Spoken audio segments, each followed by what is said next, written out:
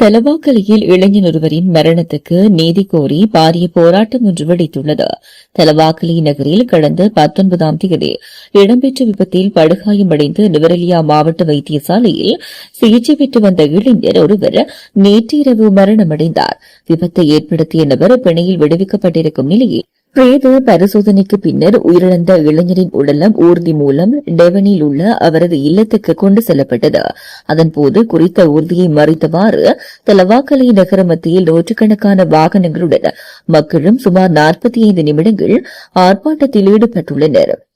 கடந்த அக்டோபர் 19ஆம் தேதி நள்ளிரவுக்கு பின்னர் தலவாக்கலை நகரில் தீபாவளி பண்டிகையை முன்னிட்டு பட்டாசு கொளுத்திக் கொண்டிருந்த 2 இளைஞர்கள் மீது அதிவேகமாக வந்து பாரவூர்தி ஒன்று மோதியது.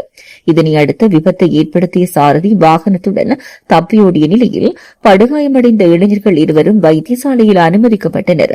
அவர்களில் ஒருவரே நேற்று இரவு சிகிச்சை பலனின்றி உயிரிழந்தார். இதனை அடுத்து விபத்தை ஏற்படுத்திய நபர் கைது செய்யப்பட்டு முன்னதாக பிணையில் விடுவிக்கப்பட்டதற்கு எதிர்ப்பு தெரிவித்து அவரை கைது செய்ய கோரியுமே இந்த ஆர்ப்பாட்டம் முன்னெடுக்கப்பட்டது.